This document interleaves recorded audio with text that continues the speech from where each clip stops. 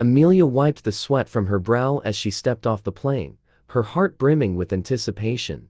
It had been 2 long years since she'd left her small hometown in pursuit of a job overseas. Working in an international aid organization was supposed to be her ticket to a better life for her family, especially for her teenage son, Danny. She had always dreamed of building a future where Danny could thrive, far from the financial struggles that plagued their past. But the excitement of homecoming was tinged with guilt.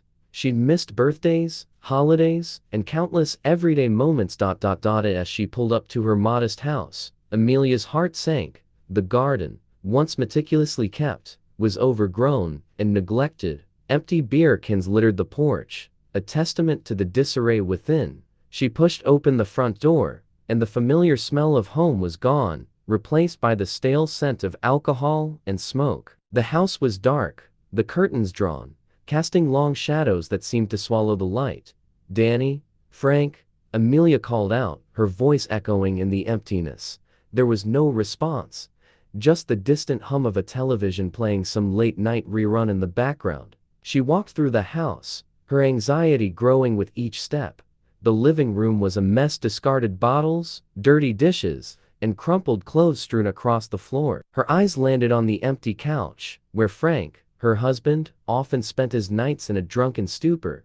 Amelia's chest tightened as she made her way to Danny's room, her heart pounding against her ribs. She hadn't seen her son in person for 2 years, but she had kept up with him through video calls and messages. Lately, though, he'd grown distant, his replies brief and evasive. She tried to convince herself it was just teenage angst, but as she pushed open his bedroom door, the sight that greeted her was far worse than she had feared. Danny sat slumped in the corner, his face pale and gaunt, his once bright eyes now dull and lifeless. The room was a mess: clothes piled in heaps, empty soda cans on the desk, and the lingering smell of smoke.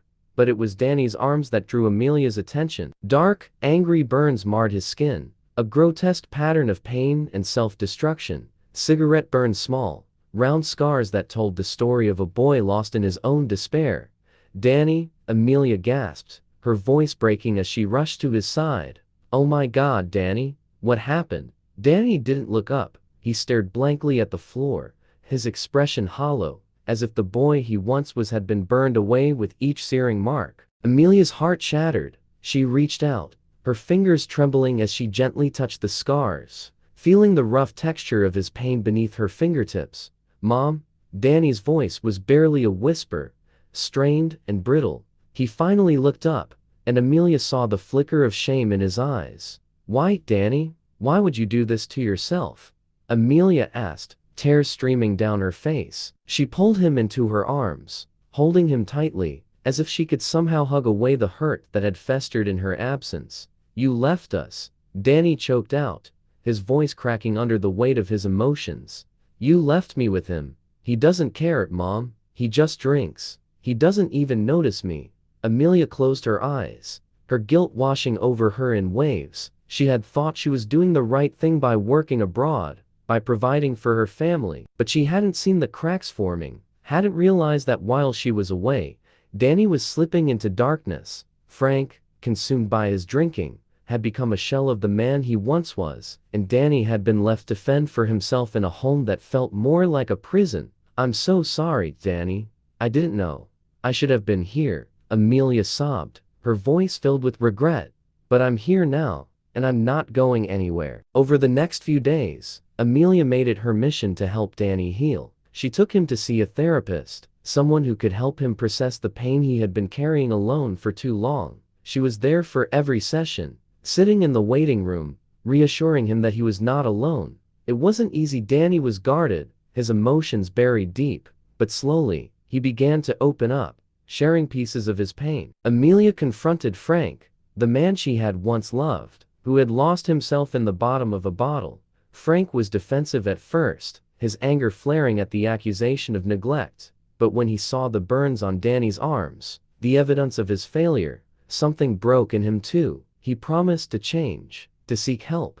But Amelia knew it would take time. She couldn't fix Frank, but she could protect Danny from further harm. In the weeks that followed, Danny began to change. He found solace in art therapy, using charcoal and paint to express the feelings he couldn't put into words. His sketches were raw and haunting, filled with images of dark rooms and shadowed figures, but they were a release, a way to pour his anguish onto paper instead of into his skin. Amelia threw herself into creating a nurturing environment, something she had failed to do while she was away. She cooked Danny's favorite meals, even if he only picked at them at first. They went for walks in the park, slowly rebuilding the bond that had frayed during her absence. She listened to him, really listened, without judgment or interruption, allowing him to voice his fears and frustrations. One evening, as they sat on the back porch watching the sunset, Danny turned to his mother, his face softer than it had been in months. "Thanks for coming back," he said quietly.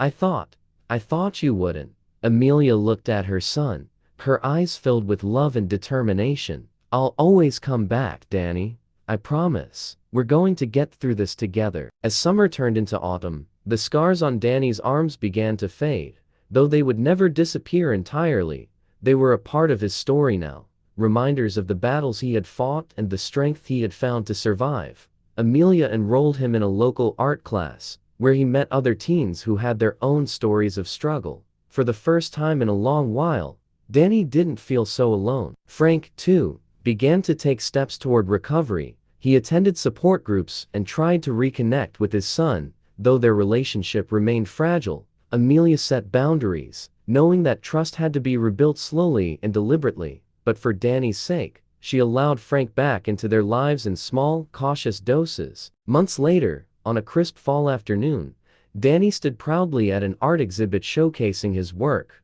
His pieces, once filled with darkness, now featured glimpses of light sunsets, open doors, and vibrant colors that hinted at a brighter future.